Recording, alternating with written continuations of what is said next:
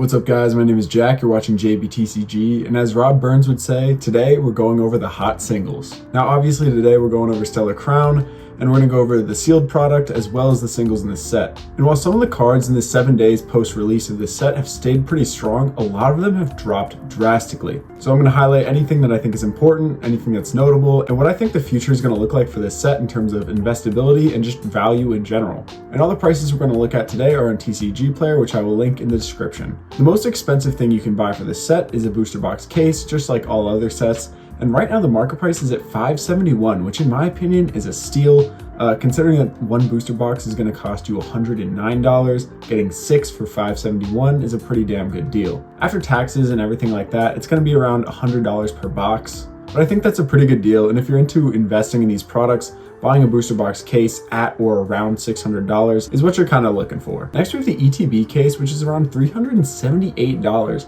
So this works out to around $38 per ETB, which is pretty expensive, especially considering other sets that are more expensive or have more expensive booster boxes have cheaper cases, like Paldea Evolved. Really good set, pretty expensive booster box right now in terms of Scarlet and Violet, but you can get an ETB case for much cheaper. Does this mean the ETBs were short printed or something like that? Possibly. I'm not really sure why the price is this high, but it might be something to keep your eye on. The last of the sealed product that I want to talk about is the Stellar Crown Pokemon Center ETB, and this is crazy expensive. This one shot up in price all the way up to $94 this week.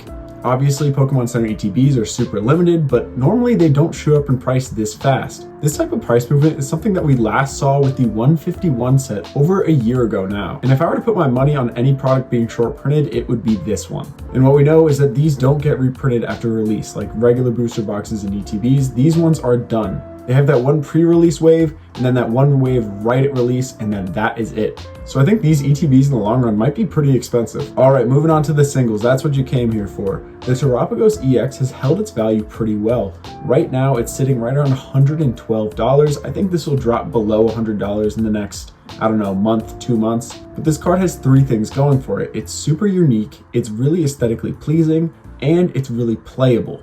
And those 3 things together are a recipe for success in a chase card. The only thing that could elevate it even higher would be if it was a well-loved Pokemon.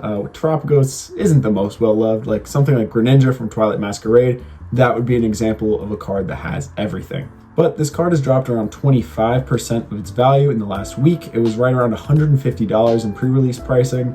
It's dropping pretty steadily, and the graph looks a little scary when you are talking about investing in this card. And if you're thinking this card is going to bounce back up and shoot up to 200, 250 like the Greninja, I would say probably it will not. And this is simply because it's just not as rare. The Twilight Masquerade set is basically twice as big as this set. And with the rarities of pulling a special illustration rare in Twilight Masquerade and Stellar Crown being kind of the same, being around 1 in like 90 packs, getting the Greninja EX is much rarer than getting the Terapagos. And this is because there's simply more special illustration rares to pull. And that means that the Greninja EX is basically double as rare as the Terapagos. So I think this card being priced around $80 to $100 is exactly what we're expecting. Up next, we got the Lacy card. This one has dropped the most out of every single card in this set. This has dropped 57% in the last week. It was up above $100 not too long ago, and now it's below $50. That is an absolute crash. And look, I completely understand why this crashed. It's super overhyped. This card isn't that great. In my opinion, the Briar Special Illustration Rare is much cooler. But this one just had the hype in the Japanese version because it's a little girl card, as I call them. But that doesn't generally translate over to English as well. And I think a lot of people got caught up in the pre-release hype with Stellar Miracle and chasing this Lacy card, that they were also thinking that this would be a chase in English, and it just isn't. The market is completely different, and I think this card is going to continue to drop, and it'll be below $40 in no time. Up next, we got the Squirtle Illustration Rare, and this one's sitting right around $40, which is crazy expensive for an illustration rare. I think this puts it in the top 5 of the most expensive illustration rares we've seen, and to be honest, it makes sense as to why. It's a part of a set with the Charmander and the Bulbasaur, great artwork, super cute, super collectible, and it's definitely going to be some people's top chase in this set. So what we've seen is about a 20% drop in this week post-release, which in my opinion is healthy. Most of these cards drop around 20%. When you see something like 60% like the Lacy, that's when there's like red alarms or something's wrong. But it makes sense for cards to drop around 20% because so much more supply gets added to the market and way more people have access to it post-release. So $40 for this card, I think it's going to continue to drop. I think it'll end up around 30 in the long run, maybe a little cheaper.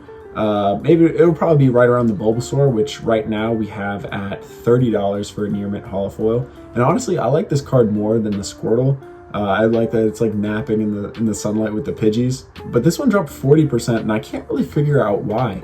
I love the art just as much as the Squirtle, just as much as the Charmander from Obsidian Flames, but it seems like it just couldn't hold its value. But on the plus side, it has showed resistance. It dropped to the low of around $30 yesterday, and it has since kind of stabilized. So it's showing a little resistance, and I don't think it's going to drop much further than this. In my opinion, it's a great card. $30 for this, I think that's a good deal. Next, we have the Hydrapple EX, which dropped around 50%. This is a huge drop. It was up around $70, and now it's down to $34. I think this one's going to continue to drop.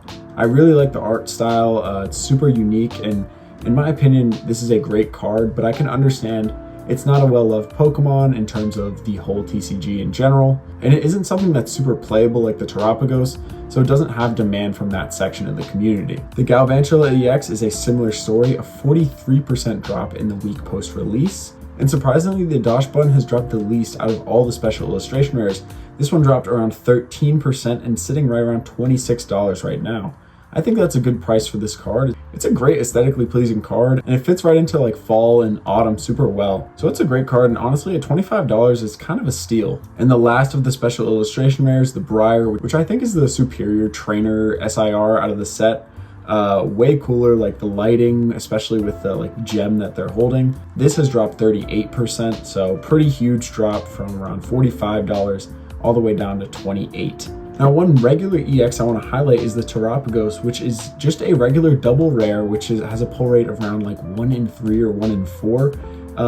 This was at like $25 pre-release. That is insane for a double rare. It's since dropped from around 50% to $12, but that is still super, super expensive for a double rare. And it's because this card is playable. Everyone is wanting to make decks with it or just play with it in general, and it's catching a pretty huge premium. So what are my thoughts on this set? What do I think the future is looking like for this? Well, I think these cards across the board are going to drop another maybe 10, 15% before they find kind of a stabilizing point. Like sure, something crazy could happen and one of these cards could shoot up in price, but in all likelihood, that probably won't happen. They'll come out like most of the other Scarlet and Violet sets, and they'll keep dropping for a little bit longer. Now, in terms of sealed product, this set is a little more interesting, with the booster box being right around $100 per, but that Pokemon Center ETB being super expensive and the regular ETB also being super expensive. I think this set has a pretty strong future. I think it's not a bad investment inherently. The overall card list we have here is pretty nice. The only thing that's making me a little hesitant is that it's a half set. So normally we get 2 Japanese sets to make up 1 English set. This one basically just comes straight from 1 Japanese set. It's just a mirror of it with a few cards thrown in from Japanese battle academies or special deck boxes that we just didn't get in English when they first released. So this set is a lot smaller, and that means that the individual rarity of these cards is basically cut in half. So I don't see this set ever having a massive chase card like Twilight Masquerade's Greninja, because these cards simply aren't as rare. So although a lot of these singles have dropped drastically in price in this first week, I think the future is bright for this set. I'm just hoping that it doesn't get massively overshadowed by the future sets with Surging Sparks and Terastal Festival. Let me know what you guys think about this set down in the comments. Are you buying some boxes to open? Are you investing in it? Or are you just skipping it? Anyways, thank you guys so much for watching, and as always, stay safe out there.